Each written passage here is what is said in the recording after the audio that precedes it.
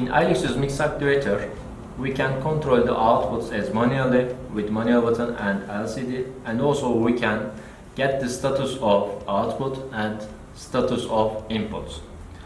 For this control, firstly we are entering the menu with OK button, and you will see the menu in here, output menu and input menu.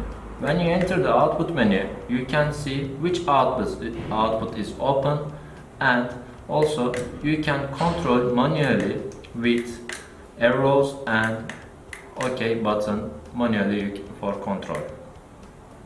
And for return to back, you can press longly to OK button. For get the status of inputs, we are entering the input menu, and you can see in here which inputs are short circuit or open circuit. You can see from here. And also from the LCD, we can start the programming mode again with OK button.